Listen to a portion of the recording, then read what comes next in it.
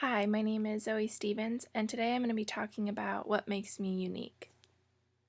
On my right side, I have a dimple on my cheek, which I inherited from my dad who has it in the same spot, and 53% of people are thought to have dimples on their right side.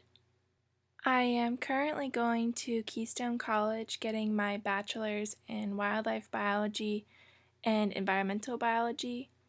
I'm going to graduate in 2021, which I know I'm technically under the category of some college, but I'm definitely graduating and I'm just counting it as having a bachelor's degree, which only 27% of adults do.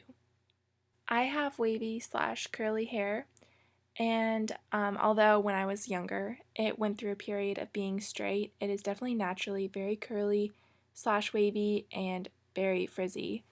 And about 65% of women are thought to have wavy or curly hair. My parents divorced when I was 3, which is very common. About 50% of marriages end in divorce. And I lived with both of my parents 50-50 until I was about 12.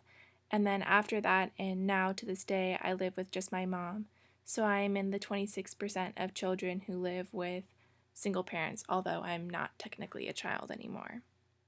As a little aside, this terrible picture of my mom and I is pretty common for pictures of us together because it is just us. You know, she's usually taking pictures of me or I'm taking pictures of her. So we don't actually have that many pictures together. And the ones that we do, they're pretty goofy. Only children are definitely becoming more common, although it is more rare. About 22% of mothers in 2015 only had one child. Here you can see young Zoe with the terrible haircut that made my hair straight, and with my first cat.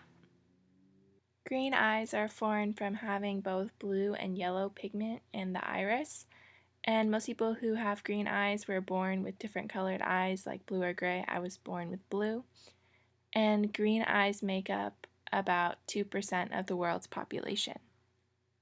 I have very high arched feet, which you can kind of see in this picture. They've actually collapsed a little bit over time just because of how much running I do, and about 20% of people have high arches. I have hyperflexible joints, which is, I suppose, my weird genetic thing. I have listed the symptoms that I experience, but there are many others. And this is basically when your joints are much looser and they just can travel further, so you experience more flexibility. And this occurs for me and my shoulders, elbows, and knees especially. And so you can see this in the way that my knees bow. You can even see it in the title slide where I'm holding my cat. And I can also twist my arms all the way around. So when I was little, I could do 1.5 times. Now I can just do 1 time, and it simultaneously excites and repulses people. Hyperflexible joints are more common in women, but less common in Europeans. And in the statistic I found, it affects 10% of Europeans. I am an avid runner despite my wonky knees. I started running competitively, and by that I mean for my middle school in 6th grade, and I continue to run for the different schools I went to until this year, so that is 9 years if you're doing the math, and 24% of adults aged 18 to 29 years old run in the United States at least once a year. I am sure this will come to a shock after looking through all of these pictures, but I am a cat owner. I used to have 2 cats, but the black cat you see here, she passed away about 2 years ago. So we just have the fat loaf that has been in almost every picture, and 25% of people own cats.